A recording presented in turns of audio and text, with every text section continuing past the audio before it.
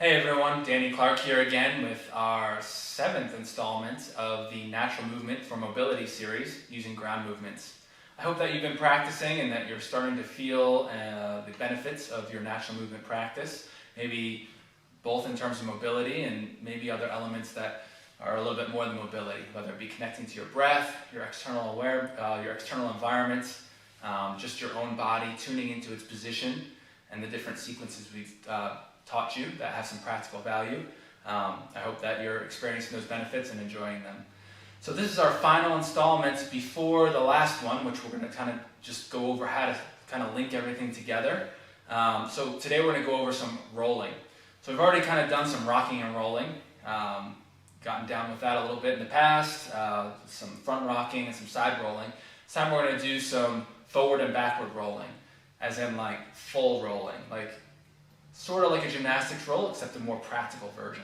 Okay, I'm going to demonstrate what I'm talking about, and before you shut this off and say, I can't do that, we'll have some step-by-step progressions for you. Wherever you're at in that progression cycle, you're going to get a lot of benefit out of it, and it'll feel really amazing. Okay, so let me demonstrate real quick what we're talking about. The forward roll, I can do it from standing or from kneeling. It's going to look like this. And then the backward roll would be the exact same movement in reverse. Now, in the real world, I need to be able to go across soft tissue. So it's not going to be like a gymnastics roll where I go directly over my neck and spine. I'm going to go across from my shoulder to my opposite hip, and I'll end up in this half open bent sit position. Okay? The first step is to learn how to backward roll and control yourself as you let your hips come over your shoulder. So you're going to set up a block right behind your head and come to a lying position. And you're going to bring both arms out to the side. Now what you're going to do is, just like your roll we did, your side rolling, you're going to look up, and instead of the horizon, you're just going to look right at this block right here. Okay, and you want it a couple feet above your head, because that's where your toes are going to hit, ideally. Okay, so from here what I'm going to do is I'm going to use support from my arms. I'm going to look at the object I want to hit. I'm going to lift my legs up. Okay, you might need to use some momentum. Okay, if you don't have the abdominal strength. If you do, you can do it slow. You're going to lift them up and then over. And notice right here, I'm on my shoulder. My hips are to the side. I'll show you the other side so you can see a little better. Okay, I can move my head here. This back arm is supporting me. Now, if this is a little bit daunting and it just feels like too much of a stretch, touch your toes to something higher, your couch, a chair, a couple blocks stacked together, and just start there. Even just get to whatever you can touch and breathe there for, 5 or 6 breaths, and then switch sides. That'll be your starting point.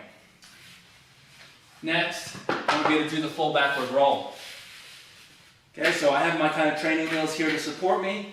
I'm going to look over my shoulder, roll till my toes touch. I'm still on my shoulder, and all I have to do is look up. I come to a kneeling position. I'm just looking behind me, putting my shoulder on the ground. I'm going to stack my hips over my shoulder. Okay, if you don't do that, you're going to flop off to the side, and come back to where I started. Okay, the more you do it, the more you won't need this arm.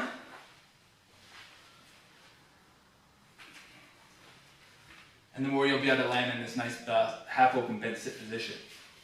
Final step in the progression is to be able to use your hands, because if I'm diving onto something and I need to absorb the impact, okay, I'm going to have to use my arms as shock absorbers. So start with one, sort of like a deep split squat, what we would call a MovNat.